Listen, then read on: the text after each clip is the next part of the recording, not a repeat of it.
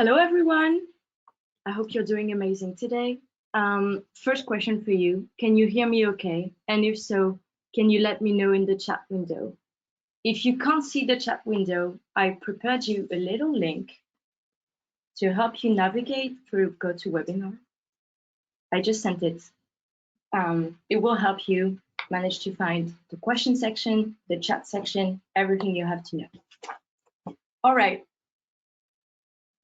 I think you can hear me okay. That's great news. Amazing.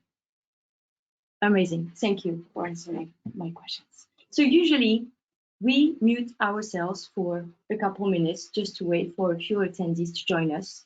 But I thought for this one, I will just take 2 minutes of your time to tell you a little story about the name of this webinar, which is, if you remember well, when social met surveys, a conversation with Twitter's Joe Rice. And it's, well, some Zoomers might not know this, but it's a reference to a movie from 1989.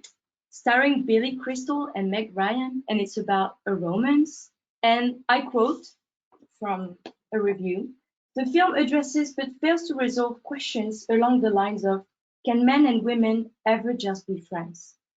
We won't try to solve this question, but we know as a fact that survey and social data are friends at Synthesio. And this is what we're going to tell you about today. So I hope you will have a great time. My name is Aurora, and I work at Synthesio, and I have the pleasure to host this webinar today. So while we're waiting for the final attendees to join, I will just go through a few housekeeping topics. So first, this webinar will run for 45 minutes, and we will send the recording right after the session or tomorrow morning at the latest. If you have questions, there's a questions window. Please type any of this and we'll answer them at the end of the session, not the question. If we don't have time to answer your question today, we will send you an email to answer it properly. And I think we can get started. Thank you all for being here. We are so many today. Thank you all. So my first pleasure will be to introduce Alan Bundy, which is one of our speakers today. He is Synthesio CMO, but also my one and only manager. He is a longtime AI and data nerd, his words, not mine, but also a McKinsey and Forrester alumni. He started his career as a data scientist in the telecommunications industry, and he was proud to tell me that he's on Twitter since 29. So that would be 13 years being on Twitter. Not just on Twitter, being active on Twitter. Thank you so much, Aurora. Thank you, everybody, for joining us. So this is going to be fun. I'm so happy to lead this conversation, but also I'm really thrilled to be here with Joe, our friend, our partner. A little bit about Joe, right? He heads the growth and strategic partnerships in the Twitter development program. He, like me, started his career as a consultant, then spent about 15 years in the tech business. And fun fact, as he notes in his LinkedIn, he's always enjoyed taking the road less traveled, which is a pretty cool thing. So I know his perspectives are going to be both original and fun and exciting. So welcome, Joe. We're so happy that you're here. Let me just tee up a few things because, as Aurora mentioned, this is a topic that there should be a budding romance between social and survey, right? They already kind of get along. They know of each other. They come across the same data. They hang out in some of the same places, but we think there's an opportunity to do a lot more.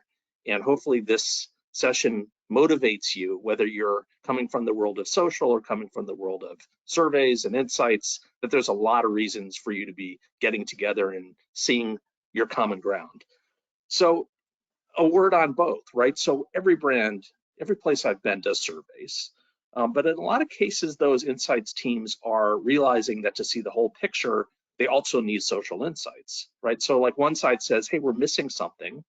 And over the course of the history of social, platforms like Twitter, and Twitter especially, are really providing and filling in some of the missing real-time signals, We know with some of the technology that we're using to point at Twitter, it helps teams spot emerging trends. And we'll talk about this quite a bit, the whole role of moving from sort of reactive insights to proactive and predictive.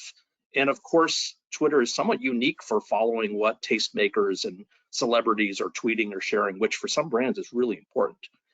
Flip over to the other side, marketing teams, many of whom sort of grew up with social marketing, and I lead one of those, know that social data and campaigns can be pretty amazing for reaching new audiences, for engaging in new types of authentic ways. But social data alone, and this is actually a title of one of our blogs, social data alone is not sufficient to fully understand consumers or their intent or specific needs or pain points. And so there's a whole bunch of reasons why we want to talk about when social met surveys. And just like when Harry met Sally, this is an unlikely pairing maybe, but as Joe and I will discuss, whether you're a marketer or you're an insights pro, whether you're an old timer like me, or you're just getting started, there's lots of reasons why we want to bring together solicited and unsolicited feedback. So hopefully this will be on your to-do list. It'll be one of your 2023, man, it's hard to say that, 2023 resolutions to sort of make this less full of friction in your organization. But with that, let's dig in. So we've organized our conversation really into 5 vignettes. And the first one is big picture, right? So if you've followed Joe, and I hope you have, he did a really cool state of article back in December of 2021. And you can see on the slide some of the key themes, but I thought we would start here and really just let's reflect on what was happening at the end of last year and what's the state of social in terms of maybe starting on sort of moving from a social silo to a broader perspective of different data sources coming together for insights. And let's start there and get your sort of a look back. And I won't put you on the spot in terms of what predictions kind of came true or not, but let's start there. What's the state of social, Joe? What are people doing successfully, but what are they still hungry to add to the mix? Yeah, sure. Thank you, Alan and team for the welcome and allowing me to join. A real pleasure to be here. Yeah, the state of social. It just occurred to me that a couple months from now, I'm going to need to put together something for 2022, my look back. I think for referencing my kind of year in review 2021, I think probably stepping even further back is helpful. And so I think what I would say is from a business's perspective, social is a unique medium. It is a marketing and promotion channel. It is an engagement channel, and it is an insights channel. And I think the narrative arc of social has roughly followed that order. So if you think back the early days, it was a push channel, a new way to share information. And that's roughly 2007, 8, 9, when brands really realized this social thing is here to stay. We should try to utilize it. The second act, if you will, was this excitement around engagement, engaging with consumers where they are on social and helping to resolve their issues. So customer service being part of it. And if that roughly, I might be off a year or two, but that's roughly 2011, 12 when that kind of kicked off. Oh, I remember those days when marketers were all about the likes and shares and like, look at this, look how many people have liking this. Exactly. Yeah, the vanity metrics. And I think most recently, and that's say 3 or 4 years, there's been a lot more interest and focus on that third point I made, social as an insights channel or social intelligence as it has now become known. So it's a very brief audit history there, but from my perspective, we are now really entering social's third act, which I think is actually probably its most impactful, powerful to brands, to organizations. And I think what we're seeing is it trying to escape the social silo and escape Marcom's departments. Not to say that Marcoms won't continue to use social analytics and social tools, but it's historically sat there, and I think it has a lot of value to add to all parts of an organization, whether that's corp dev, product development, customer success, you name it. Insights from social can help businesses make better decisions across the business. So a very high level there. In terms of what I talked about last year, as the market has matured, we saw consolidation, and I mean that at kind of the brand level. It used to be there was a tool for every social thing. You had something for influencers and for publishing and for communities, and then for care. And as social has matured as a channel, there's been consolidation with the tools and tech that support that. No surprise. And also organizations, brands, as part of digital transformation, whatever that means these days, said we got to get a handle on all these tools that we have.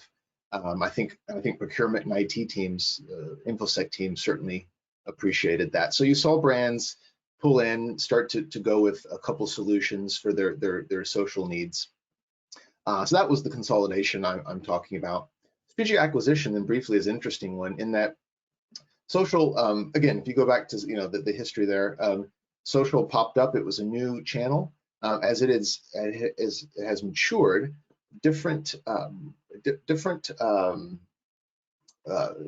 software vendors from different heritages have come in and said, actually, social plays well in our space. So what you see is, if you look back in the last couple of years, the social-only solutions have been pulled in different directions.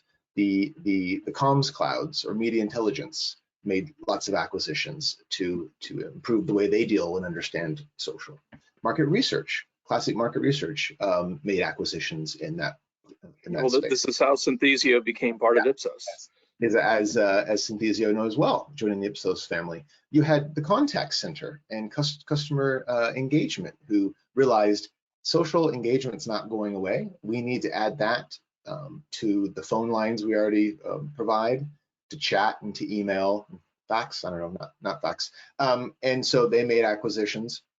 And then customer feedback management, or VOC, as well. So social is a channel, it's a medium, and it is the solutions themselves have been acquired so that these solutions can improve their offering. So what about the people part? Because I love this third pillar on the slide, right? This sort of formalizing and professionalizing the profession of social intelligence. And you and I both engage with it, are big fans of the Social Intelligence Lab. Maybe a word on that, because as this discipline became legit and became more embedded in a broader set of capabilities, we need the practitioners and the analysts and the managers. And I think that was also part of the maturing, right, of social, going from being a channel to being an important input to more strategic. Maybe a word on that, and then we'll close out this segment and get into the next one. Yeah, and I think this is the most heartening, in that if you believe that social data has value, social intelligence has value, the question then is, what's the maturity? Is it being driven into organizations by people who are to take that forward? And I see anecdotal signs that that's happening. If you look at the job recs on job boards, if you look at I see self-forming groups of social intelligence practitioners getting together to provide support in this new kind of emerging area of consumer insights. So I do see a lot of anecdotal signs that social intelligence as a practice, as a profession, is evolving. And that's I'm not talking about the vendor level, I'm talking the brand level, the doers. And you're also then seeing a lot of boutique agencies pop up that focus exclusively on social data, which is impressive as well. And it highlights the fact that there's a buyer on the other end of that. Brands realize that social has value, and they want to go to the experts to get that value, that insight. Yeah, it also shows that there's a viable market, right? The agencies are chasing sort of where there's this gap between a brand's aspiration and their ability to sort of skill up for that. And I think that's a good measure of the vitality of an area when there's a expansion of both big agencies adding practices and boutique agencies that are sort of investing in being the specialists in data or insights specific to social, specific to consumer. So let's flip to our second segment. We've been talking with Joe Rice from Twitter about bringing different types of insights together. And I think it's also important to just sort of pin down what is Twitter's current role with brands? I think the audience may not realize the scope of the work that you do, both in terms of feeding these insights programs, but also there's the performance marketing side as well, right? When brands and marketers are thinking about their paid digital, I'd be interested both to talk a little bit about just the state of Twitter and its engagement with brands, but also maybe let the audience know that there's actually some pretty interesting options in terms of performance marketing. You know, as a marketer, I immediately think of Google Ads and using LinkedIn, but also in some cases, Twitter should also be part of that mix. Yeah, absolutely. Twitter is I sit on our developer platform. So just to be clear, I'm not part of our advertising business, but I can certainly talk about that. And Twitter is an advertising supported business. Historically, we've been very brand focused. That's brand campaigns, awareness building, that sort of thing. And in the last couple of years, we've had a bigger push into DR, direct response or performance, which is effectively getting somebody to click on something, to download an app, to buy something. So you call that social commerce, conversational commerce. I guess it has many names. But yeah, we've slowly been building those capabilities out. And I think that, if you step back to Twitter, we always say we're the world's largest open public conversation. So, we have, because of the openness of the platform, going back to the very beginning, we've been able to allow developers and different solutions and vendors to analyze the exhaust fumes of Twitter, so to speak. And of course, Synthesio, Ipsos do a great job of that.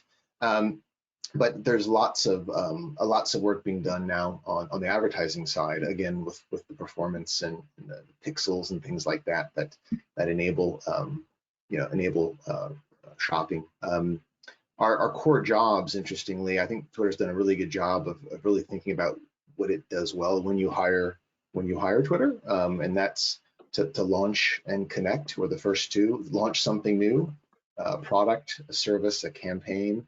And connect to what's happening. So connect to what's trending and topical. And that could be an event, a holiday, a sports event, you name it. Now we're adding a third job, which is that commerce or kind of buying job. So it's very high level on the ad side of Twitter's business. Yeah, quick note about events, because this is a really good point, that certainly the cadence of how brands are interacting with their target market really lends itself well to using Twitter as that view into, like, for example, we did a pretty cool study looking at the ad spots on the last Super Bowl, right, with our creative excellence crew. And we set that up by tracking the pregame conversations and which brands were, previewing their spots, and what people were saying about the halftime show, and then the conversation during the event, and then of course the conversation after, where who won the Super Bowl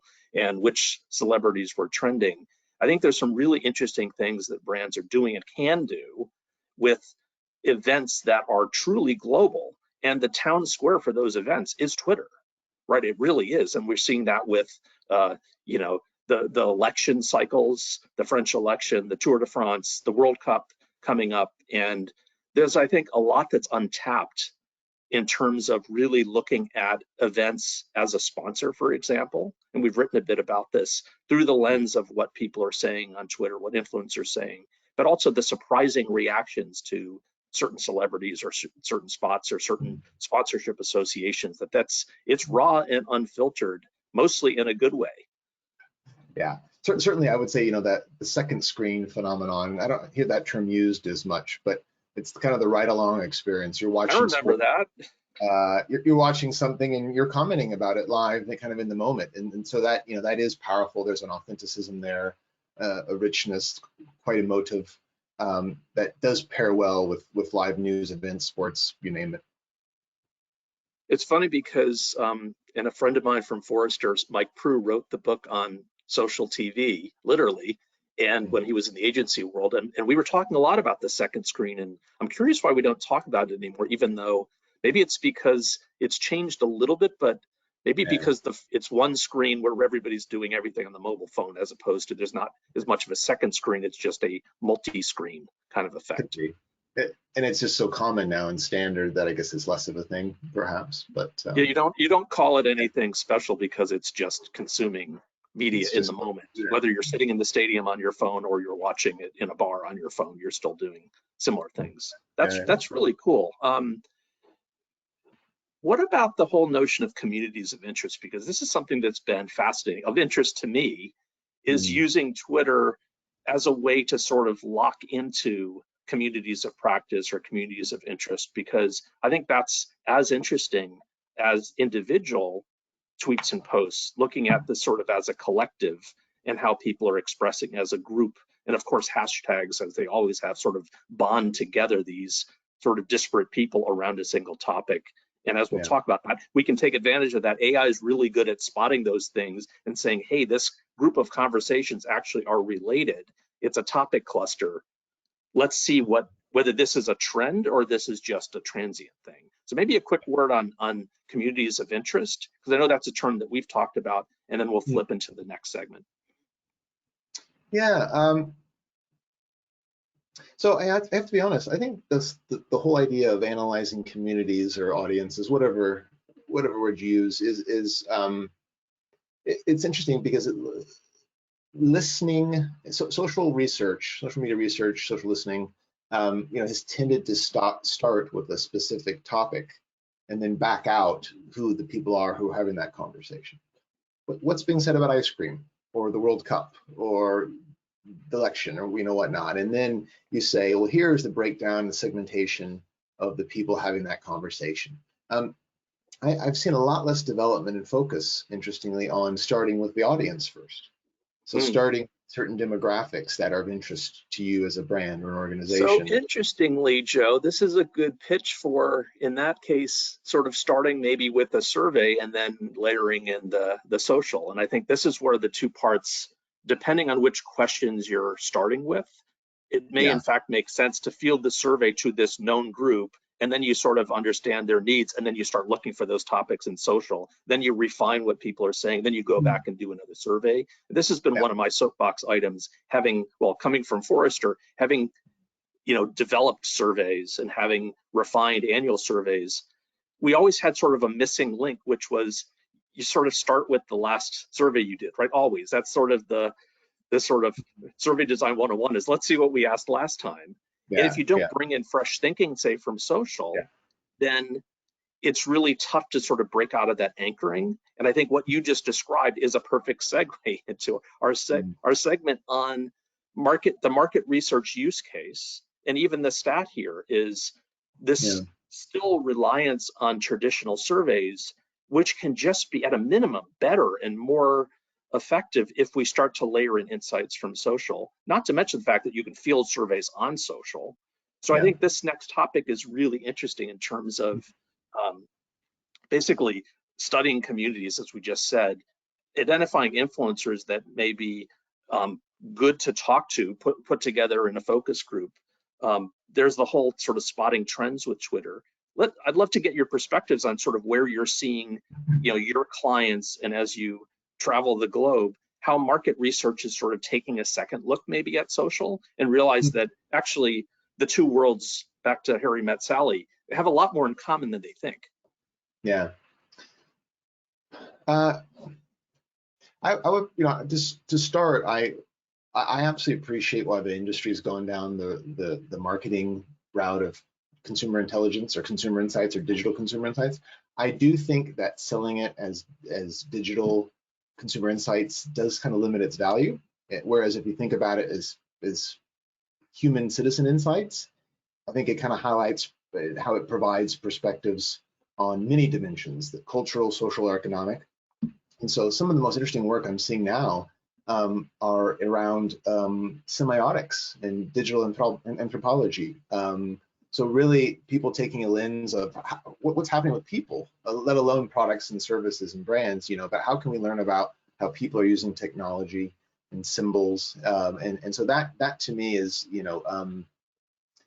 some really interesting work being done in the academic research communities. I would also, one important point too is I think social is a very broad church. You have some classic social, if you will. You have blogs and forums. You have I'm trying to think of other peer one-to-one peer forums and things. And well, like a review is like, you could also claim that a review site is a type of social if people are commenting back and things like that. So you're right. The definition of what's social is starting to feel like what's digital. Yeah. And so I think it's important that, we just say that or understand that these are kind of apples and oranges in many ways. You can get different things out of different platforms. Some are much more open than others. And fundamentally depending on the question the research question you're asking will really should guide you as to where you go. And maybe it's not Twitter. There are lots of great forums and blogs and very specific subjects for mums and auto aficionados and all kinds of things. So, that's just an important point to make. I guess third point, and probably back to your question. I'm sorry, I had two digressions there. I think there's a couple things happening. I think, and I've written about this a lot.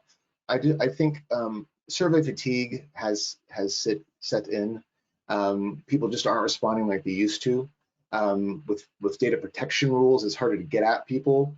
Not impossible by any means, but you do, and your Ipsos team will know way better than I at issues of sample quality, finding non-professional survey takers. There's all these things to consider, and so it is becoming more challenging to get the right people to ask questions. And so I think people are taking a second look at unprompted data that's from social, that's there, and can that be harvested to provide insight, and then that may then in turn allow you to focus groups and to adapt your survey strategy or your survey design strategy. So I think people are seeing opportunity in social that it offers, the unprompted nature in the moment, rich emotive, but also are dealing with other issues they've had for a while that have been building and saying, maybe we can solve two problems here. Now, fundamentally, I think you're still always going to want to ask a certain group of people very specific questions. So I don't think that's ever going to go away. And in the blog, I talked about the fact that really this is not about competition, but complementing one another, the two solutions. And I think that is where we get more into the art of this, and then more the art than the science in some ways. And I'm happy to chat about that more, but that's very high level and kind of what we're seeing. Yeah, let me riff on that last point. I'm glad you said art and science, because we've written a lot, and I've written a lot about, as these data sources come together in what Forrester has branded as AI-enabled consumer intelligence, which we love that term. Well, it has AI in the name, so already it's good. But fundamentally, if you go back to the work that Cindy Little has written for a couple of years, she talks about how it layers on top of social and voice of the customer and customer analytics and text analytics and insight services. It's a big tent. You just said it. Not only is social becoming a big tent, but AICI provides this umbrella for really getting people oriented around the broadest set of data, delivering the broadest set of insights to the broadest set of users. But as you get bigger and you need to scale, you need AI.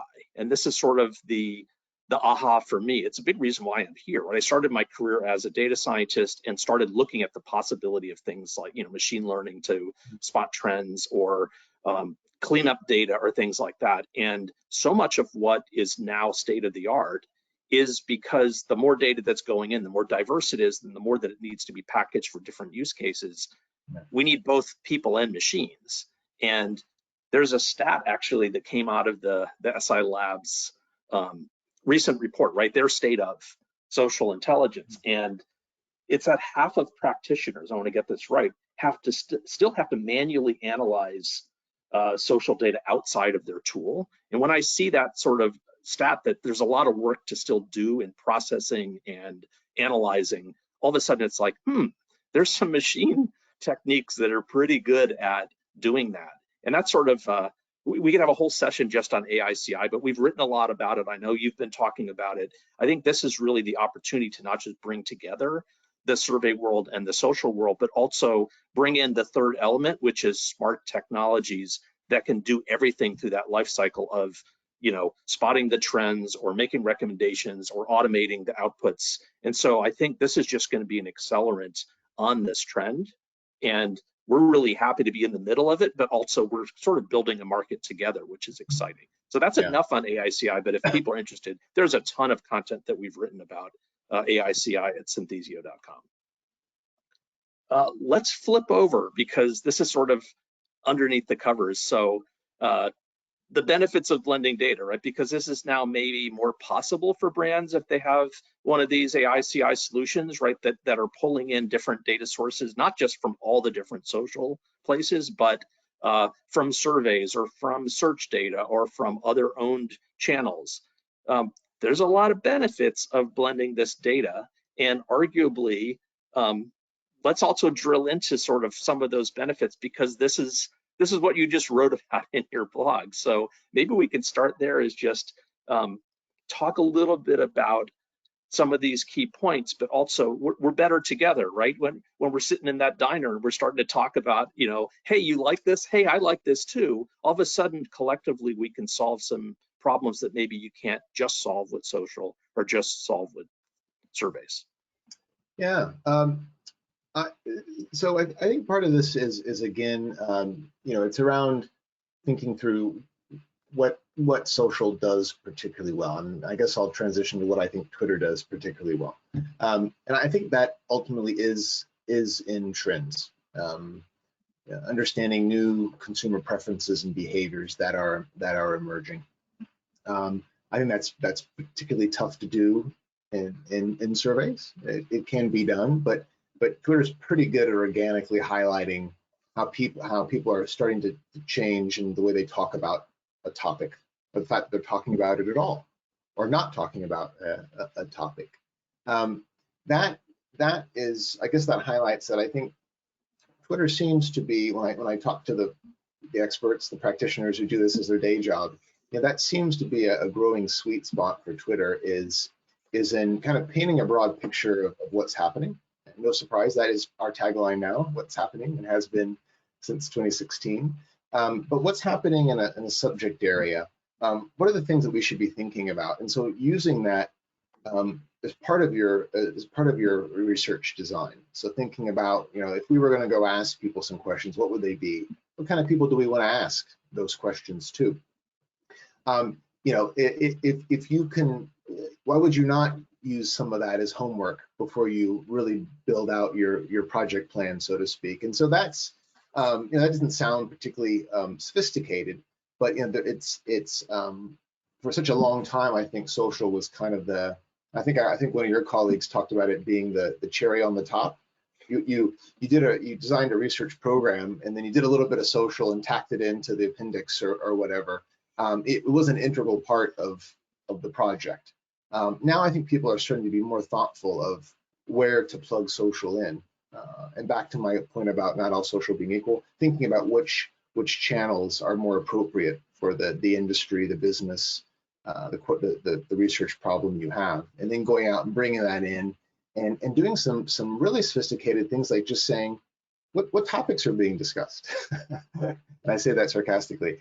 So just the improvements we've seen in topic modeling in the last couple of years, the ability to come back. One of our favorite approaches is topic modeling. I mean, if you think about executives, that oftentimes it's the question of, we were mentioned 10,000 times last week, what were the top 5 reasons why? Summarize those for me, right? I mean, this is not necessarily really detailed questions, but historically it's been tough for AI and whatnot to do that, and now it is much easier. NLP has come a long way, and we can see these clusters of topics, and you start to get some idea of what's really happening. So that's promising, and so I think that allows you then to be more thoughtful about different data gathering techniques and how they work together. And I think now it's just a matter of time. I think we as an industry need to do a better job of highlighting proof points and kind of highlighting the predictive value of social, highlighting that there is some correlation, causation to something else, sales growth, market share, footfall, whatever it may be, and connecting that back to kind of more real world outcomes. But you know, I do think it's happening, because I think people are seeing how insightful it can be. So I'm glad you poked, Chat, this sort of proof points, right? It's on all of us to not just talk about the technology, which is pretty damn cool. I mean, the stuff that powers our topic modeling is sort of genuine rocket science. It's the sort of stuff I used to do in my R&D career with, you know, unsupervised learning for clustering and natural language generation. I mean, it's a pretty cool shopping list of technologies that are now in a general purpose tool that everybody can have. But that's not the point, right? And back in my AI days, we used to joke, maybe this isn't really much of a joke, but we had a saying that when it starts working and gets broad acceptance, you stop calling it AI. And I think there's still a lesson for people in this field, whether you're building the tools or you're a practitioner who's totally into the tech, is most people don't care about the tech unless you're a techie. And we need to do a better job, I think, talking about the output, the outcomes, and the value of, you know, I would love to talk all day about the technical beauty of topic modeling, but really it's about sifting through. People can't sift through millions of conversations and come up with topic clusters and automatically label it and say, when people are talking about returning to the office, a bunch of people are saying, you know, oh, the commute and coffee, but some people are talking about fashion, which you would never think about asking in a survey. So the next time you survey your employees about going back to the office, you say, hey, would you like us to drop our dress code and you can wear whatever you want, because we found a topic cluster of people talking about fashion, which I would not have expected, but it's there in the conversations. So I think this is just a good lesson, and it's a good segue into let's talk futures, because honestly, I'm going to kick us off, which I think that the future of this is we stop talking about the technology and we stop talking about the channel. We start just talking about the outcomes. And that sits on top of this first vertical pillar here. And you've mentioned it, but to me, it's about trust in the data collection and in the data processing, but transparency enables trust. And I think you should just remind the audience that that's always been core to Twitter's mission from day one. And I think in the future, that's not just a nice to have, that's a must have when you talk about transparency. And I know you have a thought here. Yeah, I mean, transparency. I mean, first of all, I think, I guess I've mentioned several times now, but some people who aren't maybe not using social or all the social channels can be, you know, can maybe convinced that they're very similar. And you know, for instance, Twitter has always been open and public by default from you know, from Jack's first tweet in 2006. And so every tweet sent since then is still there and available to be analyzed, if it hasn't been deleted, of course, by the user. So you know, that's why we've always said this is the world's largest publicly available searchable archive of human-generated thought that has ever existed, because you have this corpus of human thought going back, what was it, 16 years now. And so talk about being able to go back and think, well, how did people talk about this then compared to how they talk today, right? You can see that line and study that over time.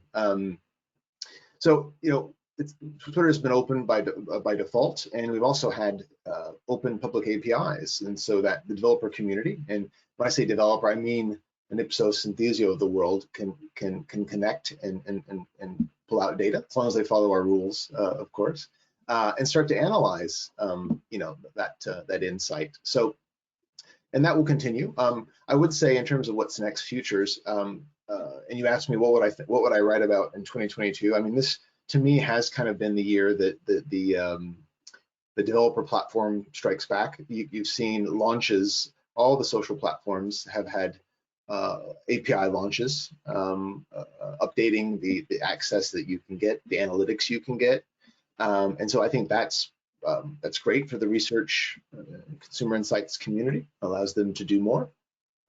So that's an interesting kind of what's next, and you know, interesting to see what people build. In terms of automation, then, I mean, again, back to Twitter briefly, we've spent the better part of a year or more updating our infrastructure and launching our V2 of our APIs, which will allow developers to do even more interesting, innovative things on top of the data. In terms of you know, prediction, then, I mean, I do think, where do we go from here? I think it is a focus on here's what's happened up till today, the last couple of weeks, last couple of months. We predict that this trend is going to go up or down, and that allows businesses then to do some pretty innovative things, making decisions about products to launch and services to launch, campaigns they may want to run. So that predictive kind of prescriptive element, I know Forrester, the Gartners of the world talk about a lot. I think that will come into play. And I think you'll see social data becoming, more and more important as just a business, important data stream in business intelligence, quite frankly. So I'm going to riff on that last point, two parts. One is, having spent some time in the business intelligence world, AI/CI is kind of a flavor of business intelligence. It really is. If you look at the mission, if you look at the ingestion of data and the cleaning and the analysis, it sort of lines up with sort of the different stages of classical BI.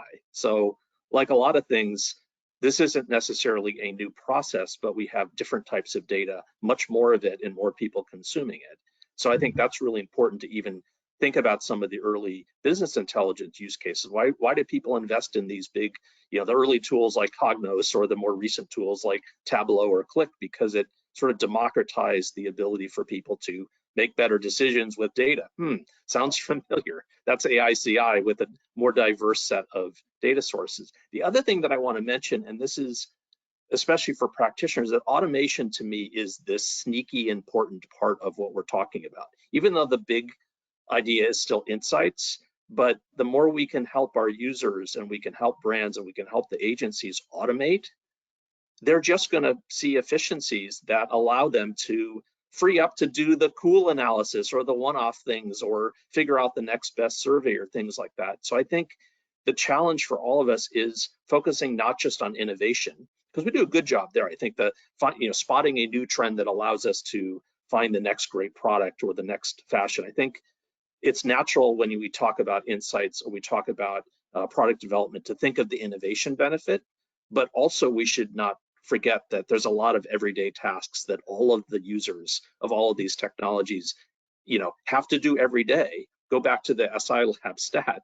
They're having to do with a lot of this analysis outside of the tools, and if the machines can take over some of that, I mean, just look at something simple like cleaning the data. I mean, machine learning is really good at that, or spotting the patterns, or making suggestions based on what these clusters seem to look like. I think there's a huge benefit when we start to put the automation advantage up front alongside insights, so that the mission for all of us, whatever the data source, is to be both, I guess, more efficient and more effective. Shocker. This has been super fun. Let me just remind the audience as we flip to the next slide that, of course, Synthesio and Twitter will be on this journey together as we sort of shape this next generation of consumer insights as part of the official Twitter partner program. This is something that we joined this year. We're super excited about, co-developing some new solutions, doing some research together, like the Bird's Eye report, which is coming out on November 1st. So for the first time, Synthesio will have one of those reports focused on wellness, which is a super fun topic to look at online. And with this, I think we're ready for some questions. Let's turn things back to Aurora, and she'll feed us some questions to wrap. Over to you, Aurora. Hello. I am back.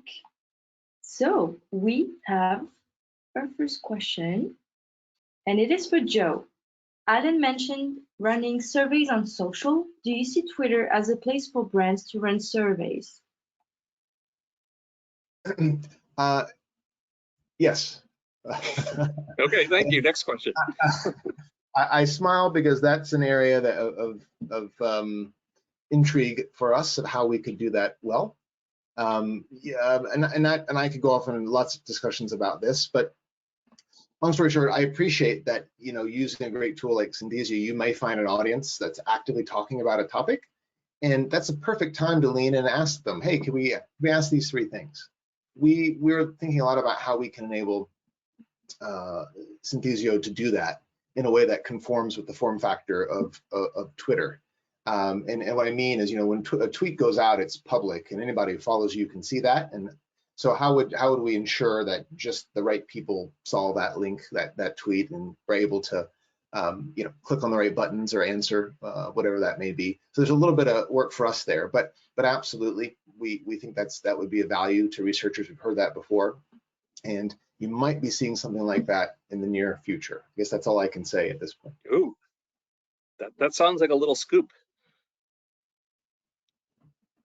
Thank you very much. Second one, if you're ready. This one might be for the two of you, and it's very interesting. Twitter bots are in the news a lot. Do you see AI helping brands sort through who's a bot and who's not to get cleaner data? Yes. Yeah.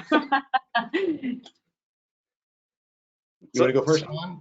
So I'll start, because in fact, that's how we're using some of our machine learning for cleaning data from all sorts of sources. And the good news is a bot or an input that's not that needs to be cleaned out. There's patterns. You can recognize those patterns, and you can clean things up. And that's actually part of our pre-processing, using different techniques to, in fact, use AI to filter out some of those signals before we start to apply the other frameworks and models. So the short answer is yes.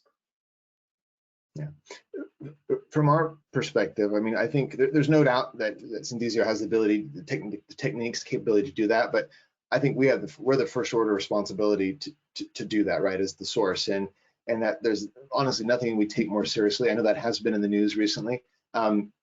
And of course, over the years, our machine learning models have improved to pick those things out. It's a movable challenge, obviously, and we've also made it much easier for our users to flag this is spam and to help us learn.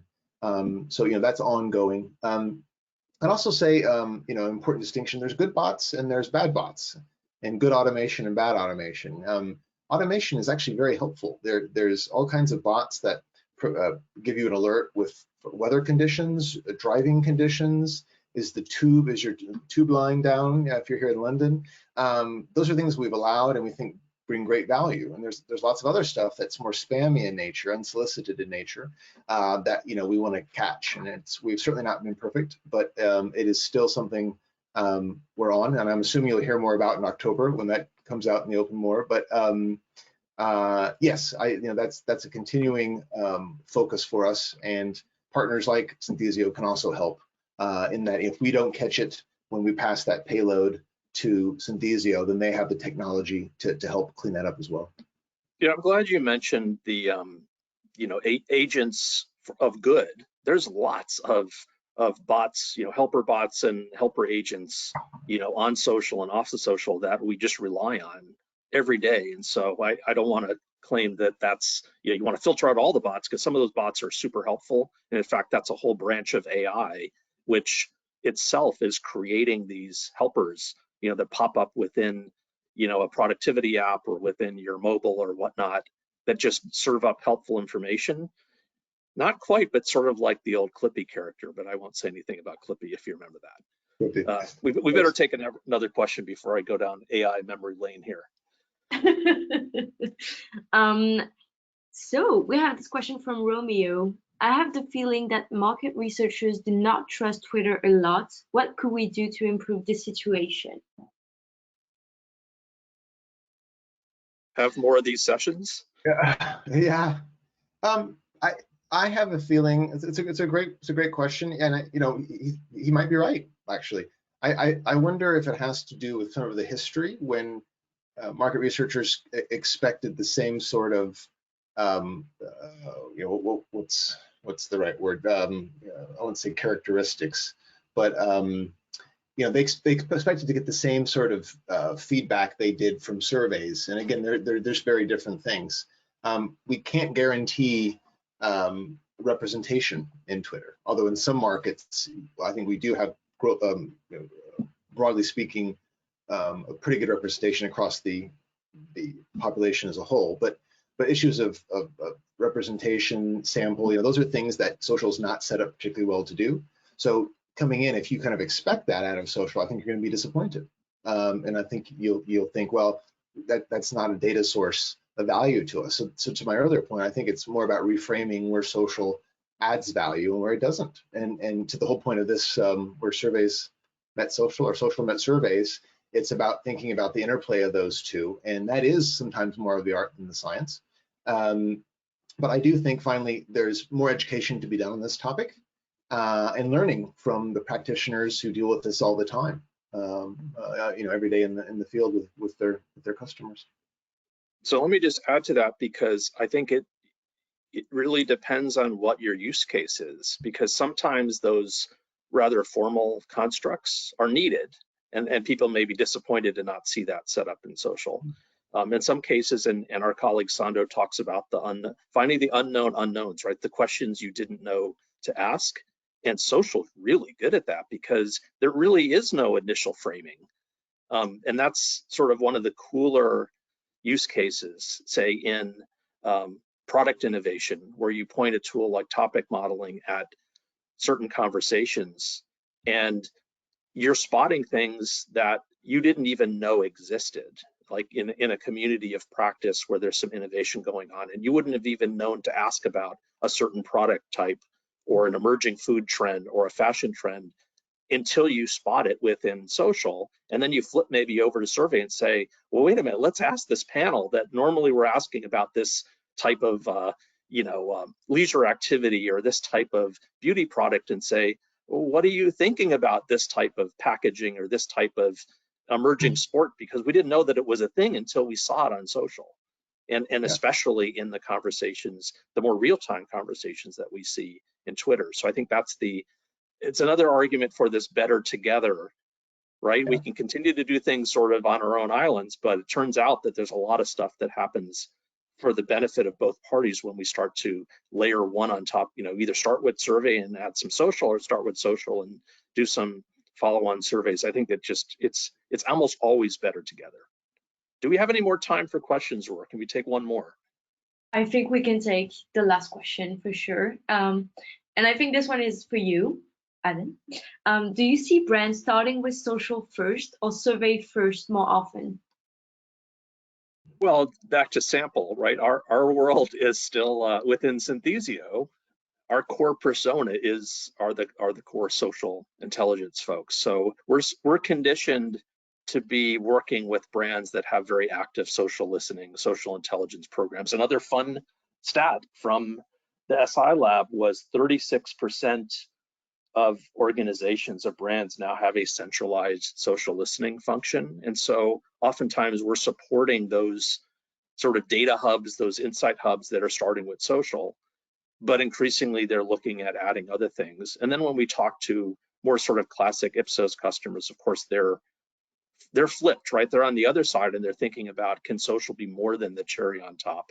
Which I love that metaphor. We want to be an ingredient in the cake, not just the cherry on top. I mean, it's nice to have the cherry on top, but we'd rather be an ingredient in the cake. So I think it depends, but no matter what side you're starting from, there's a lot of benefit to explore what the tools can do, what platforms like Twitter can do, what best practices are out there from places like the Social Intelligence Lab. There's a lot to learn if you're really interested in digging in. And maybe that's a plug for, as we wrap up, that we have a lot of research, we have a lot of articles at synthesio.com. We have replays of webinars like this if you want to make it your holiday project to come up to speed. We have tons of resources that are available.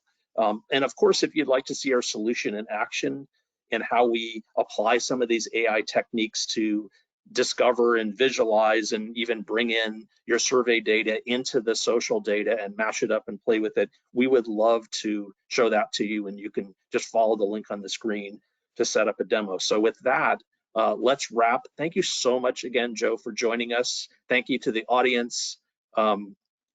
Stay tuned. We have lots to talk about, and we will see you soon. And we will share the recording right after this session. Thank you all so much for coming. It was a great time.